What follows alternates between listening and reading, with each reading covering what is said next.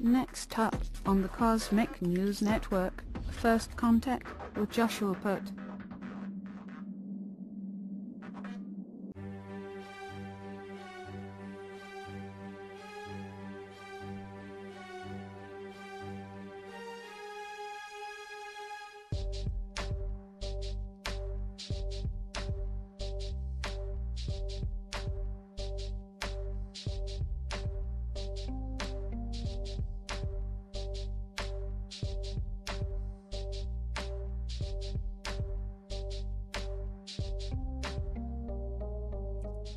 Good morning, Earthlings. How you doing today? Welcome back to First Contact Radio. Glad you could be here. It is another month. It is the month of October 3rd, 2016. That's on the Gregorian calendar. However, the big news is taking place on the Jewish calendar, and that is that we are moving into the beginning of a new year. I'll get to that momentarily. Let's take a look at what we're dealing with today. Today we have our sun sign in our sun sign in Libra, and our moon sign is in Scorpio. So we have an air sign and a water sign. Our conscious mind is in an air sign. Air signs are dealing with words, dealing with actions that we take, the ways in which we express that which is going on with inside of ourselves. And of course, the conscious mind is the mind that we're looking out into the world at, that we're conscious of these things that are taking place. We have an active participation in the conscious activities of our life. The unconscious mind is what is underneath the surface, the underlying energies that are there. We have Scorpio, which is a water sign. So we're dealing with emotions. Things are under the surface that are bubbling to the top, looking to find an expression through the Libra methods. So if we look at some of these aspects right here we have our moon sign, Scorpio, water sign, tarot card of death. It's all about a transition that is taking place, a transformation that is taking place with who we are, what we're about, but on an emotional level. It's not a physical death, it's an emotional death, but emotional experiences, emotional death can feel like a physical death because of how heavy those emotions and expressions are. And of course, they're looking to find their expression through words and actions that help to balance out our life, and that is the air that we're dealing with, the air aspect of Libra, which we're dealing with for another couple weeks yet. 10:30 a.m. in just a little bit from now, we're going to have Neptune, which is going to be part of this mix. Neptune is going to tell us we need to take things in a new perspective, look at these emotions that we're dealing with in a new perspective. A lot of positive opportunities when we do that. 3:57 p.m. imagination is going to be stimulated as we start to think of the creative and imaginative ways that we can use our emotions. And then 8:55 p.m. we start to move into some transformative energy as Pluto jumps into the mix. The moon phase is 67.7% of the way there. It's a waxing moon, which means we're making our way back up to a full moon. The moon will be full on October 15th. Now, in the Jewish calendar, today is the ending of one day, the ending of 1 year. That actually comes to an end this evening. Okay, Rosh Hashanah begins at sundown. All of these Jewish holidays begin during the sundown phase. So at sundown tonight will officially be the beginning of the new year, the year 5777. Now, when we look at the Bible and we look at the different numbers and numerology that has come out of the Bible, one number we've seen over and over and over again for many years has been the number 777. Here we are moving into the year 5777. So perhaps there is some significance to all of this. We certainly know there is a lot of importance when you have numbers together. A single number is one thing, but when you have two numbers together, two sevens, but then you got three sevens, a lot of seven energy being expressed. It's a number of victory. We have three sevens. I think there's a lot of good things that come out of this. And all of this begins with this Rosh Hashanah that we are about to go through, this Rosh Hashanah period that begins tonight. I'm going to discuss more about Rosh Hashanah, what it is, some of the traditions of Rosh Hashanah as we go along. Just be aware that we are making our way into a new year. And this calendar, the reason the Jewish calendar is so important is because it is the calendar that follows the biblical timeline. The reason, in my opinion, why the biblical timeline is important is because if we were to be new to this planet and we were to be given an operating manual for this particular planet during this time, one of those books would be the Bible. The Bible outlines a series of events, a series of traditions that people follow that we can learn many lessons from. And because this is such a significant book, our actual timing that we've been following has been according to the information in this book and the stories of this book. So the Jewish calendar and the biblical stories are closely intertwined, and therefore, if we want to understand one, we look to understand the other because they connect very, very intricately. Okay? So there you go. The daily thought for today. Let's take a look at what that is. The daily thought for today is let him in. So strange. We trust that he is good and that all he does is good, yet we pray because to us things don't look so good. After all, his goodness is so distant from us, beyond our understanding, far beyond. If so, shouldn't we simply continue to trust, to surrender to a higher understanding? Yet he asks us to pray, to complain, and to kvetch, and he listens and he answers our prayers because that is what he most desires from us, that we make room for him in our lives in all that matters to us as flesh and blood human beings. And that begins when we share with him those things that touch us most deeply, deep within our hearts. Serve God, your God, with all your heart. The Torah says, the sages ask, what kind of service do you do with your heart?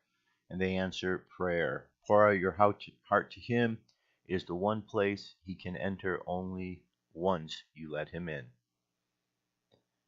And finally, looking at the cosmic weather for today, solar wind is down to 500. It was in the 600 range last week, if you recall. Our coronal hole, or our planetary K-index, has subsided. However, we may get back up to that storm yet again. Over the next 24 hours, hit another storm where we'll be in the 5 range. Looks like the sun has popped its top. There's nothing up there except emptiness, which I'm sure will find its way to affecting us over the course of these next couple days into the week. M-class and X-class flare possibilities are both very low. Geomagnetic storm activity seems to be stable in the mid-latitudes, 20% active. High latitudes, it's also pretty stable as well over the next 24 hours. So we're in that pause of breathing that takes place. Remember, the universe is breathing in and out. It's an alive system. We're a part of this aliveness. We are living down here on the earth, but over the earth there is some sort of dome-like structure, an ionosphere, a belt of radiation, whatever exactly it is. That is the boundary within which all of this energy from the earth up to that place moves within that field. We are moving within that field of energy, and therefore we need to be aware as we move within it how we are affected by it, because this field of energy contains within it ideas, feelings, thoughts, and so on from everybody that's participating. All of the information that's beamed in through radio waves, television signals, so on, it's all part of this field of energy. So if we're not paying attention, we can get hit by some energies we're unaware of, and we don't really want to be doing that. So the best thing to do is pay attention. UFO News is up next.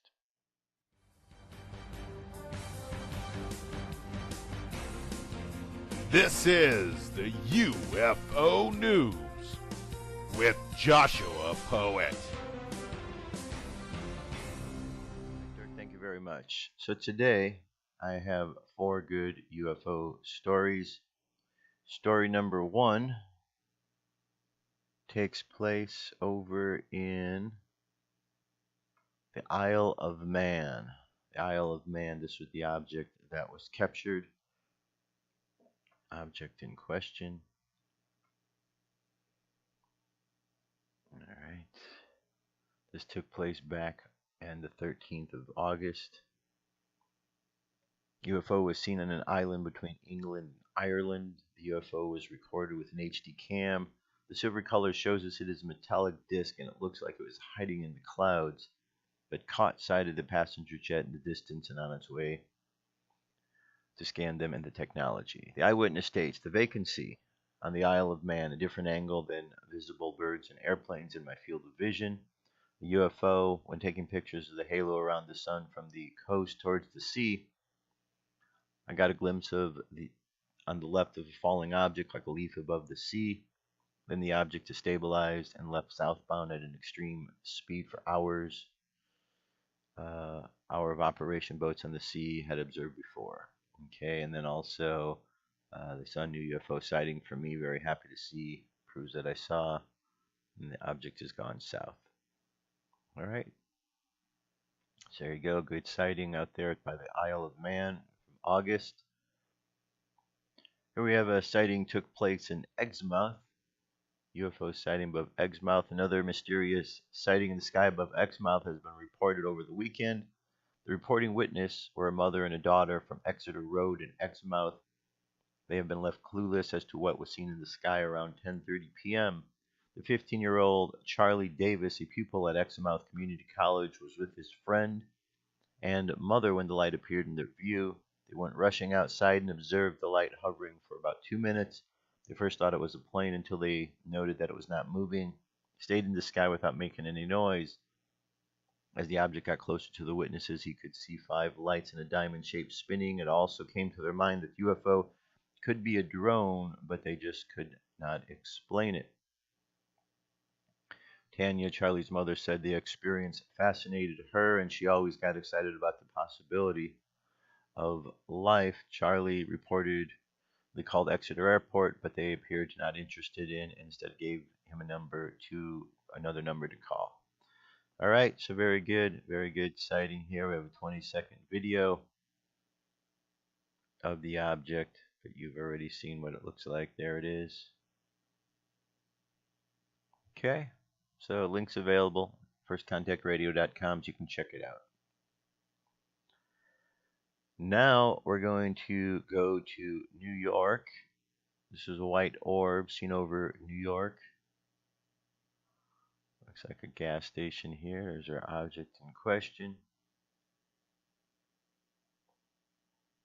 Glowing white orb was seen over New York last week, and if you want to watch carefully, you will see that it does move to the right. The eyewitness didn't want to give a statement, but you could see that it was caught right after sunset. Some are small, but others, like the ones over Dome of the Rock back in 2011, are massive, bus size. For us to see this one, it's a good size orb. Okay. So there you go over New York. And finally, one last UFO story for today. Huge delta-shaped UFO witnessed over upstate New York. It would have covered 6 or 7 houses. It was huge. It was 2011 in a seasonal evening in late February in the hamlet of Hawley, New York. It was there that local resident George witnessed a UFO formation. George had gone out to pick up the pizza for dinner in his neighbor's pizza parlor. Although snow had fallen early in the afternoon, the sky was crystal clear as well as bright and starry. He said there was about 6 to 8 inches of snow on the ground and the pavement of local roads. About a block before the turn off into the cul-de-sac, he thought that he heard the intermittent humming or the throbbing sound. He first thought it might be something to do with four-wheel drive in his SUV. Second thought, he figured he'd have the dealership take a look at it early in the morning. But when he returned home and shut it off the engine, it was then that he heard the humming sound clearer. Maybe it's an overloaded transformer, he thought. I walked up to the driveway and something caught my eye. He looked skyward near the entrance of the cul-de-sac. See, a bright object was there. the large pizza box in his hand, clearly dazed by what he was seeing. The source of the sound had been coming from this strange UFO formation. He described it as 5 bright orange lights configured in a V or triangle formation. Said they watched the formation for about 2 to 3 minutes.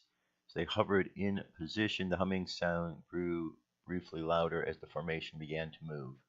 It moved towards the horizon, seeming to move faster and further away it got. He said if that thing had landed, it would have covered 6 or 7 houses. It was huge. All right, so there you go. There's our UFO news for today. Stay tuned. I'll be back. It's time to wake up.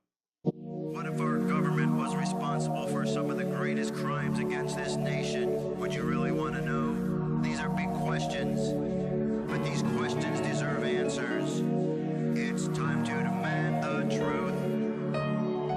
People should not be afraid of their governments. Governments should be afraid of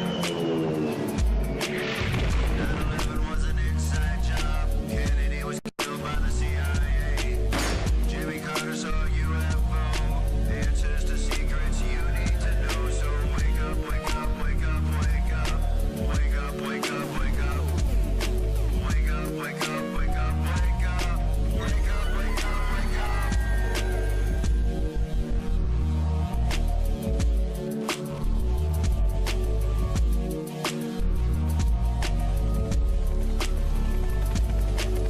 The evidence is overwhelming. Step past your fear, take a look. Illuminati lies keep growing, but they're losing from your eyes. And wake up, wake up, wake up, wake up. Wake up, wake up, wake up. Wake up, wake up, wake up, wake up. Wake up, wake up, wake up.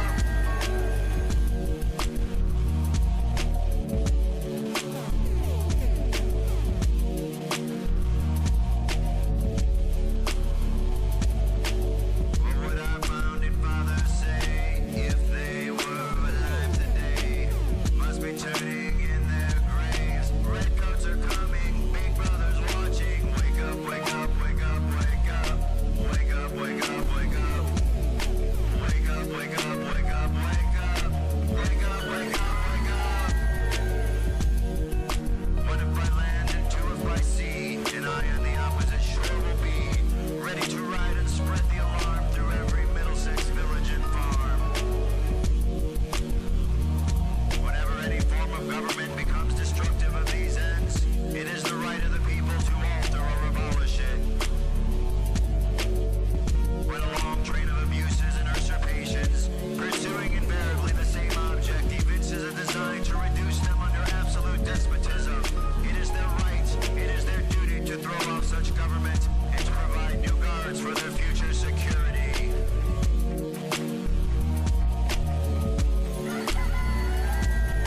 Wake up, wake up, wake up, wake up. Wake up, wake up, wake up. Wake up, wake up, wake up, wake up. Wake up, wake up, wake up. Wake up, wake up, wake up, wake up. Wake up, wake up, wake up. Wake up, wake up, wake up, wake up. Wake up, wake up, wake up. Patriots arise. It's time to demand the truth. All right, let's continue on. Continuing on. So some important things happened last week. You may have not even heard about them on the mainstream news. I kind of tuned away from the mainstream over the weekend. I usually like to monitor what they're all about, but this last weekend, sometimes I hit an overload and I just need to step away. But on Friday, something happened when the clock turned midnight on October 1st. The internet was given from one party to the next. You see, during the time of its creation and over the last 18 years, the internet has been under the control of the United States. It was controlled by created by the United States. It was controlled by the United States. There was a department in the Department of Commerce that was working with and facilitating what was going on with the internet. Then there was a section that was developed, another department called ICANN, a private company that was monitoring the use of IP addresses and transferring them to words and numbers or words. So basically, when you go on a computer and you type in an address, you're actually typing an address that is comprised of up to 32 numbers. And that would be very inconvenient to go in and have to remember these series of numbers all the time.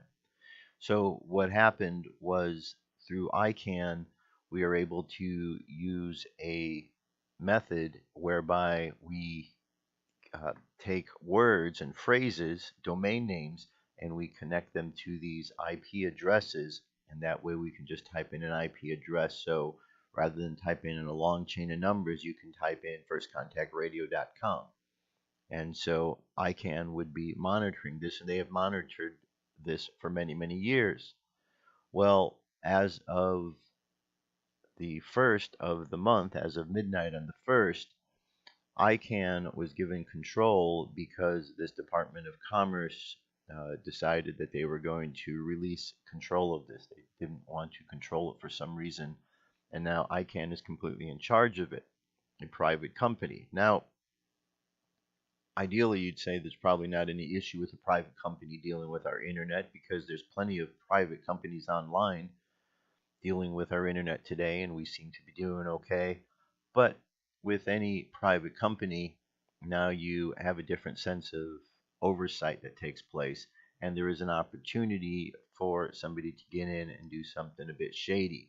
And that's what some of the concerns are, because there seems to be something in the mix that as long as ICANN was working with our government, they were a branch, so to speak, loosely of the government, and therefore they were not subject to certain regulations, antitrust regulations.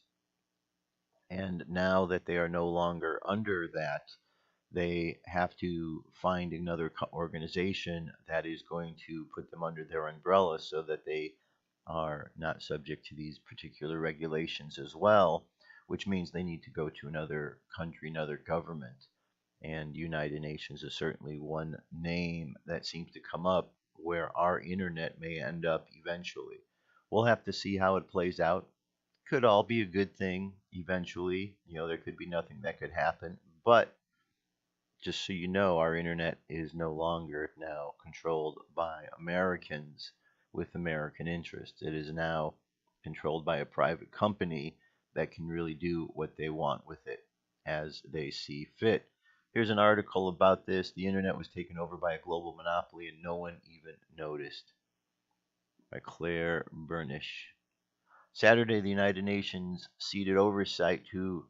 States ceded oversight of one of the internet's most basic and fundamental functions, the so-called root zone, which governs new domain names and addresses, handling it over to a small nonprofit group by allowing a 47-year contract to expire. For decades, the U.S. Commerce Department held a contract with the Internet Corporation for assigned name and numbers called ICANN, whose executives and board of directors must now report to an Internet stakeholder community loosely comprised of academics, activists, engineers, government officials, and corporate interests. In theory, the advisory panel could revoke ICANN's authority entirely should it not live up to its expectations, but all actions are supposed to be done by consensus. With the lapse of the contract, the U.S. fulfilled its objective to privatize the Internet, something proponents claim would help bolster the integrity around the world. But as the Internet rapidly expanded around the planet, many felt U.S. oversight was anachronistic. The transition was envisioned 18 years ago, said Stephen Crocker, board chairman of ICANN, and an engineer who helped develop early Internet protocols. In a statement called AFP, cited by AFP, yet it was the tireless work of the global Internet community which drafted the first proposal and made this a reality. The community validated the multi-stakeholder model of Internet governance.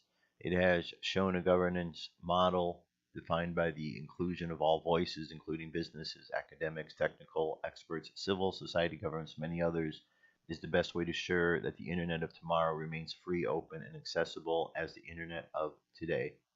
But the move didn't come without vehement opposition, including some U.S. lawmakers who felt that giving oversight could permit less scrupulous regimes to seize total or partial control of the vital internet function with potentially dangerous results.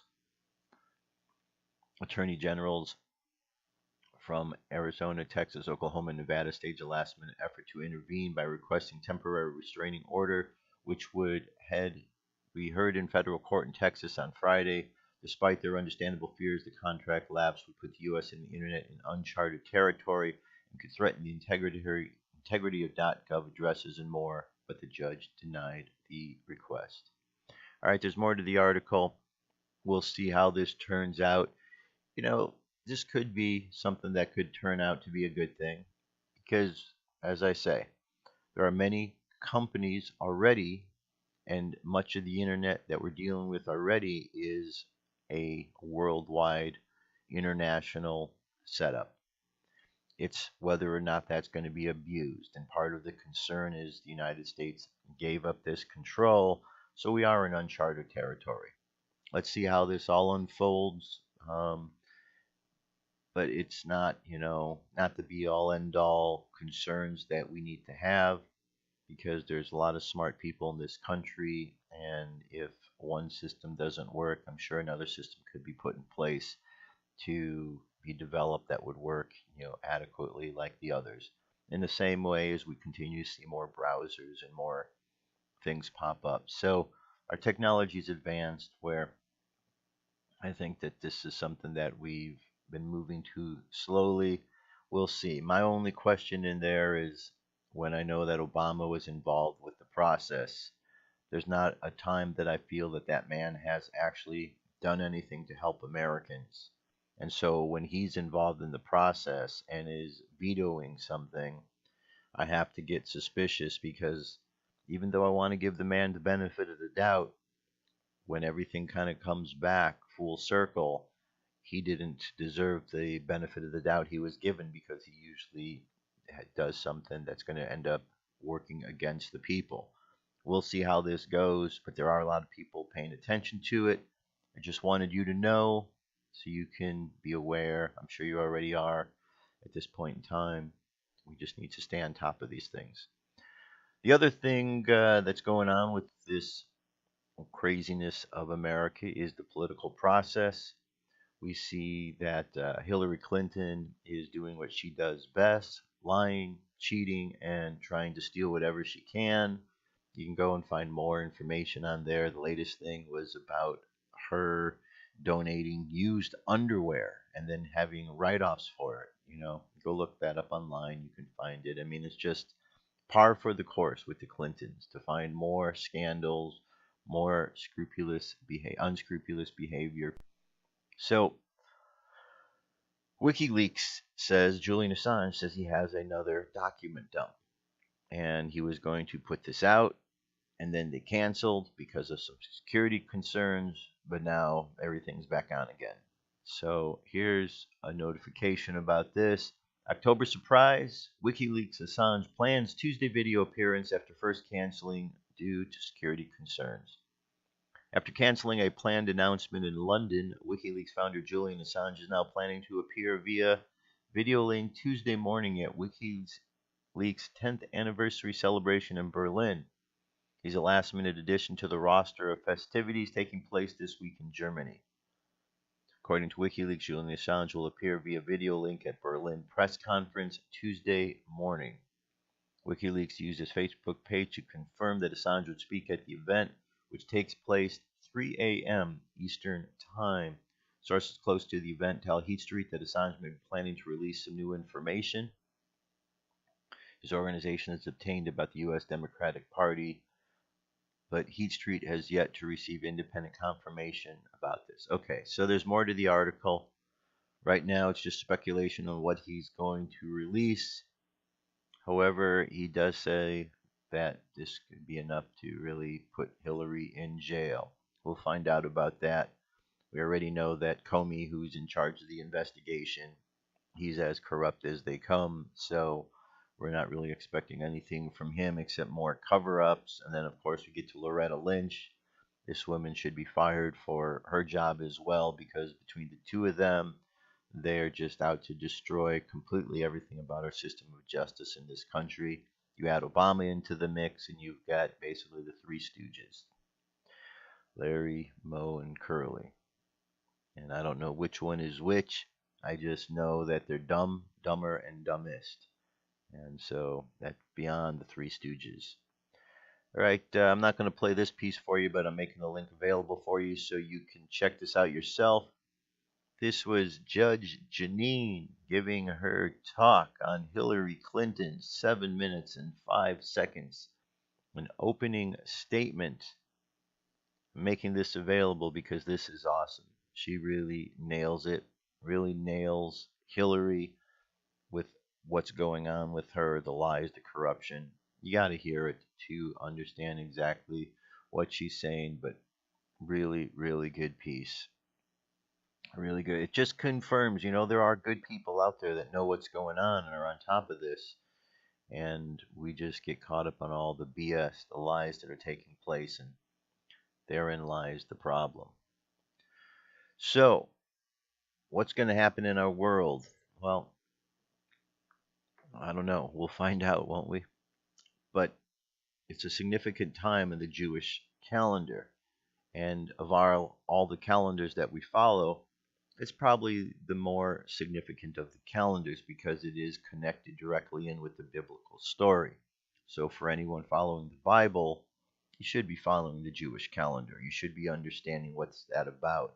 If you're following the Bible and then just directly following only the Gregorian calendar, well, you're not in synchronicity because the festivals and the feasts and all the special holidays or holy days of the Jewish calendar aren't, synced up with the Bible. And so a lot of people don't know. So Rosh Hashanah is coming up. Rosh Hashanah begins tonight at sundown. And I brought a couple pages here so you can do some study about what Rosh Hashanah is. It says Rosh Hashanah occurs on the first and the second days of Tishri. Tishri is a new month that is coming up, the month of Tishri. In Hebrew, Rosh Hashanah literally means head of the year or first of the year. Rosh Hashanah is commonly known as the Jewish New Year. The name is somewhat deceptive because there's little similarity between Rosh Hashanah, one of the holiest days of the year, and the American midnight drinking bash and daytime football game.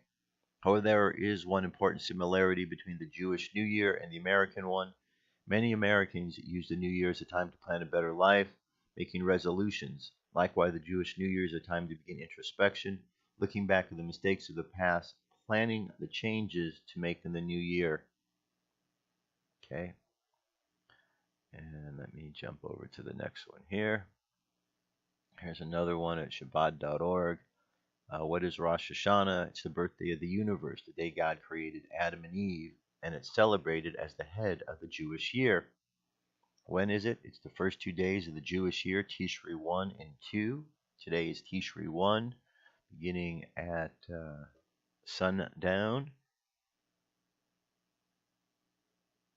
All right, and it's celebrated with candles, festive meals, include sweet items, sounding of the ram's horn, the shofar. The whole idea is to really understand the blessings that we have and to be able to honor them and to think back. We oftentimes think back about where we've come from. Well, that's kind of the idea here, to think back where we've come from. We've come all the way back from the time of Adam and Eve.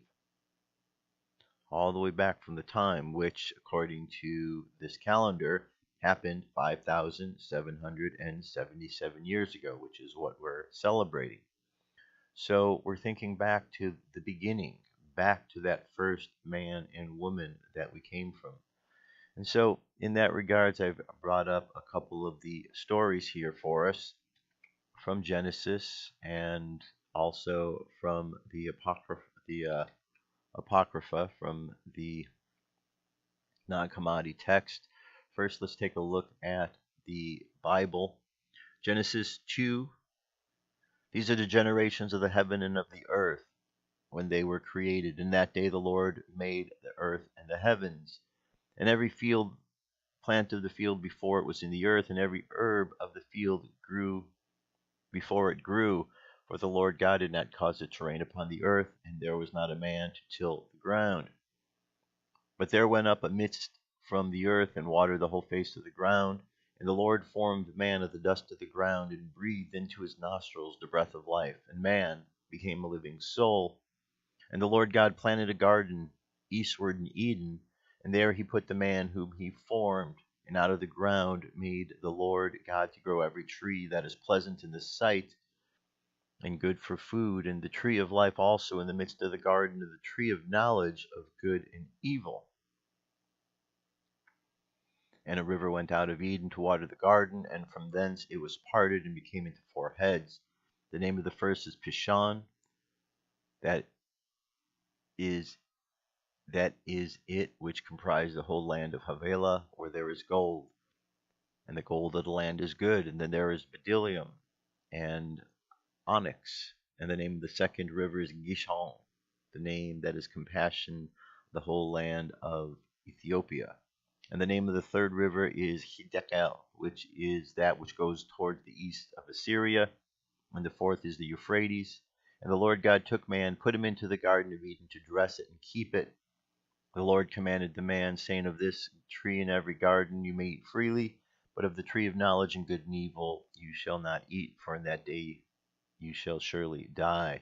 And the Lord said, it is not good that man should be alone. I will make an helper to meet him. And out of the ground the Lord formed every beast of the field, every fowl of the air, and brought unto them Adam to see what he would call them. And whatever Adam called every living creature, there was the name thereof. And Adam gave them all names, cattle, the fowl, and every beast of the field. And then the Lord caused Adam to fall into a deep sleep, and took one of his ribs, closed his flesh thereof, and the rib which the Lord had taken from man, he made a woman, and brought her unto the man. And Adam said, now this is bone of my bone, flesh of my flesh, she shall be called woman, which she was taken out of man. Therefore shall a man leave his mother, and she shall cleave unto his wife, and they shall be one flesh. And they were both naked, the man and his wife, they were not ashamed. All right, so then we understand the story of the serpent who comes into here. Okay, so here we have the creation of an Adam and Eve. Now, there's one thing that's always been to mind, that phrase, how Adam, woman came out of man, woman. But if you were to actually look at the words, man is a much smaller word that is part of woman, so actually man would come out of woman. Woman really wouldn't have come out of man. Something in the story always, to me, just seems a bit more in-depth and something more to learn than what we are told. So we have the story that is also in the non-commodity library about Adam and Eve, except it's a bit of a different story. A little bit of a different story here. Let me get to this here. Okay, this is called the Revelation of Adam. He taught his son in the 700th year, saying, listen to my words, my son Seth. When God had created me out of the earth along with Eve, your mother, I went along with her in a glory which she had seen in the eon from which he had come forth. She taught me a word of knowledge of the eternal God, and we resembled the great eternal angels, for we are higher than the God who had created us, and the powers with him whom we did not know. Then God, the ruler of the aeons and the powers, divided us in wrath. Then we became two eons, and the glory in our hearts left us, along with me and your mother Eve, along with the first knowledge that was breathed in us. And glory, fled from us. It entered into which had come forth not from the aeon from which had come forth I and Eve your mother, but it entered into the seed of aeons. For this reason I have called myself by the name that man, who is the seed of the generation from whom it comes. After these days the eternal knowledge of God of truth withdrew from me and your mother Eve. Since that time we learned about dead things like men. Then we recognized the God who had created us, for we were not strangers to his powers, and we served him in fear and slavery. And after these things we became darkened in our hearts. Now I slept in any thought of my heart. Okay, so what we have here is a different story, because here we have him saying how they serve God in fear and slavery. So what we've got here, we have two different stories. In both cases, we do have Adam and Eve are created. In both cases, there is the Garden of Eden. The difference being, we have the biblical story which talks about how Adam and Eve were made in order to till the soil, in order to do some work. And then Eve came along because she was there to be as Adam's helper. But in the Nag Hammadi library, it goes a little bit further. The Nag Hammadi library talks about a being, a fallen being called Yaldabaoth, who fell to earth and is a story of a being that in some ways runs parallel to the story of Yahweh. So it brings up the question, is this the same being, or have the stories been combined so that you really can't tell who's who? Whatever the case may be, this Yaldabaoth, when found out about the ultimate be-all end-all God, became jealous and decided he wanted to trap God within a vehicle that would serve Yaldabaoth. And so the whole idea of creating the skin suit had to do with providing that sort of servitude. When we look at the Adam and Eve story, we don't really get that same sense from the Nag Hammadi as we get from the Bible. But then if we take a step even further back and we look at the story of the Sumerians of Enlil and Enki, we've got a story which seems to be the same story but came much earlier on.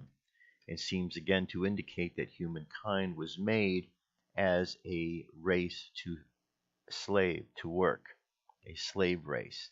However, there seemed to be part of the creators that wanted to keep man enslaved, dumbed down, unaware of the wisdom to be able to evolve. And there was another part that wanted them to evolve, to be all that they could be. And there has been a battle on ever since. Eventually, we know the story that Adam and Eve were kicked out of the garden for what we're told in the Bible was a indiscretion. What we're told was the original sin, that they ate from the tree. I don't think that was the original sin, though, in my opinion. I think the original sin was this being Yaldabaoth that fell, and that what happened in the garden and what was created was not man's fault, because man was brought into the picture by a being that we are told was trying to capture God, was trying to create a race that would be in servitude. So as we go forth on this day of this Rosh Hashanah, and we start contemplating the idea of the story of Adam and Eve, I think there's a lot for us to contemplate. First of all, Adam and Eve were created. Second, what is the reason? Were they created to be a slave? And did they find a way to free themselves out because they were instructed by a spiritual being, a spiritual entity? If this is the case, then the being in the Garden of Eden isn't really the full God that we thought, but is somebody that was working for somebody else. There's a lot of confusion during all of that time, a lot of confusion in the stories. So as we look back to our beginnings, I think we need to take a good, close look to understand. The ultimate truth to all of this is that the spirit that flows through all of these things is the Spirit of God, a nameless spirit, a nameless being that exists beyond all things, that emanates its energy forward from the Father, the Mother, through the Christ, which is their representative energy that flows forth and continues to create. That's the essence of all of this. That when we were born with this spirit within us. What we've done from that point on has been the real challenge, because oftentimes we've been given the keys and knowledge on how to use this body, how to use this spirit. Other times it's been hidden from us.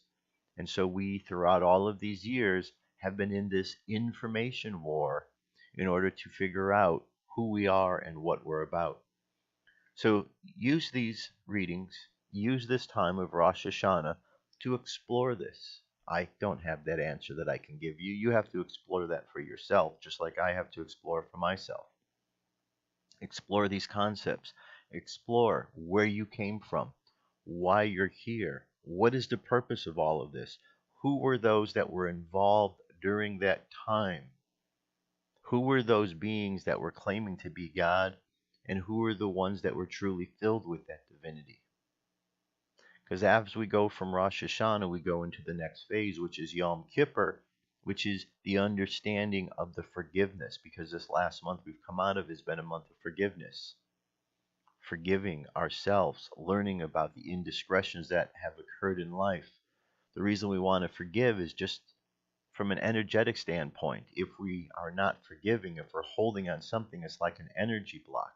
We have to release the energy blocks. We have to forgive in order to have the energy keep flowing. We have to learn to forgive ourselves for whatever occurred in the garden or for whatever we've been told that occurred, whether it was real or not. We have to forgive ourselves and understand that this loving God that is out there is truly a loving God that is out there. And the more that we understand, we realize God's not out there, but God's in here. In each one of us, we're all an aspect of that. So I hope I wasn't rambling too much and everything, but I think you get the gist. This is a time of new beginnings, so we go back to the beginning. Adam and Eve. Who are we? Where did we come from? Why are we here? Let's explore that. Let's think about that. And let's think about all the ways that we can move forward with this knowledge to be able to really create and bring this world into a place of, beauty as we were brought here to do.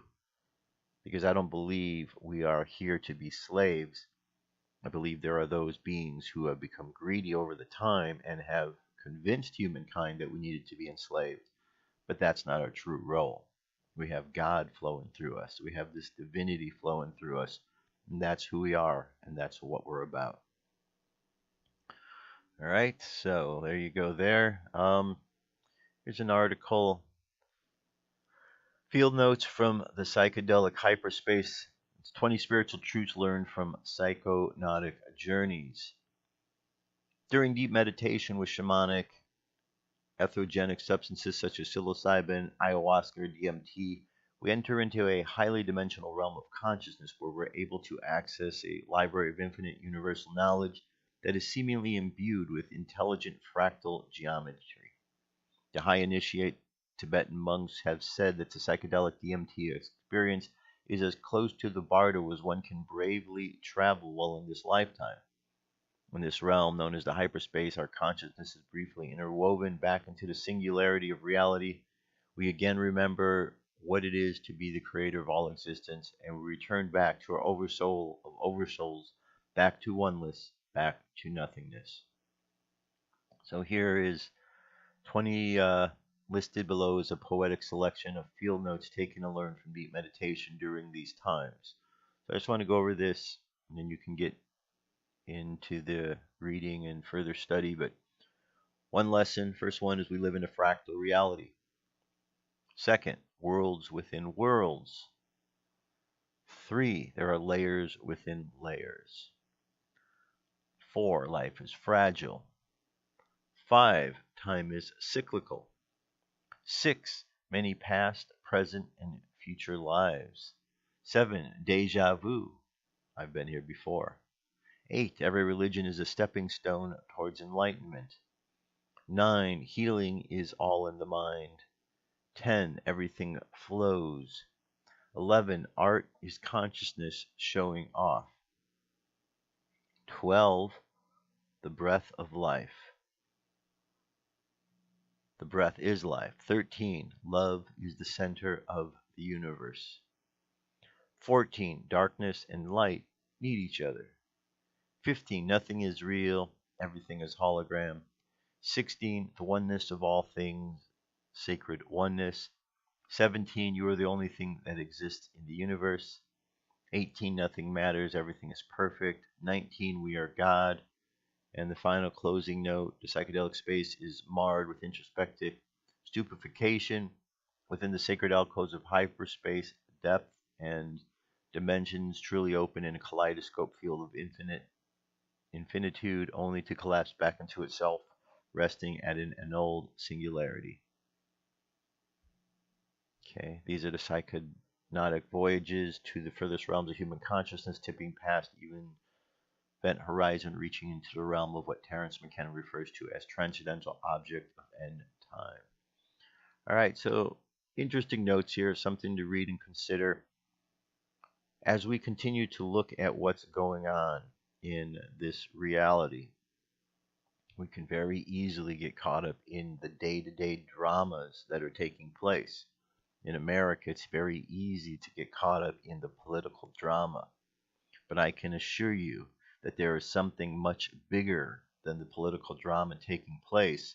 And when we can look from a perspective of outside of that, we start to see how this political drama fits in and how it plays itself out, because it does fit into the whole mix to some degree or another.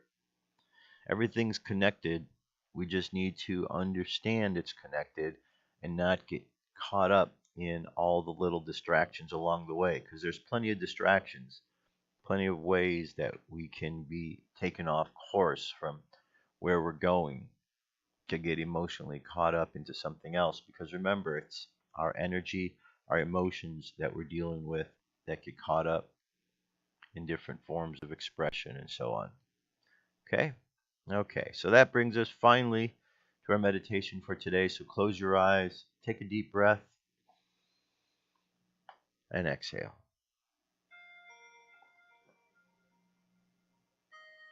Take another deep breath, and exhale again. And another breath, and exhale. Let's just imagine all of the energy that flows through our body. It enters in our crown chakra at the top of our head and moves from the crown chakra all the way through our being, down to the second chakra between our two eyes. From there down to the chakra at our throat, to the heart chakra in the middle of the chest, just below the rib cage to the solar plexus, to the belly button, and finally to the base of the spine.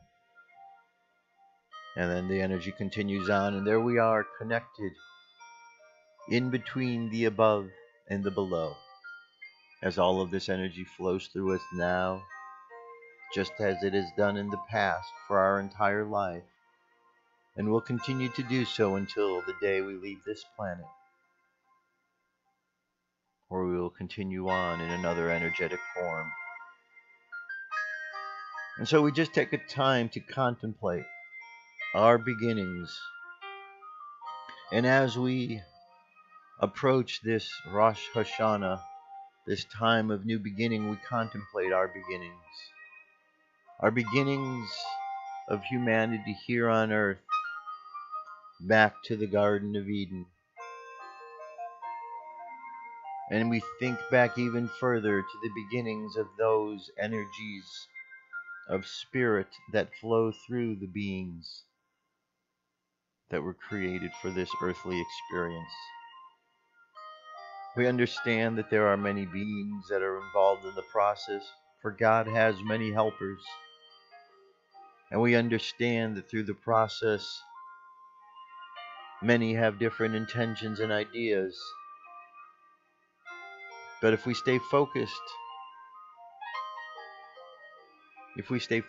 with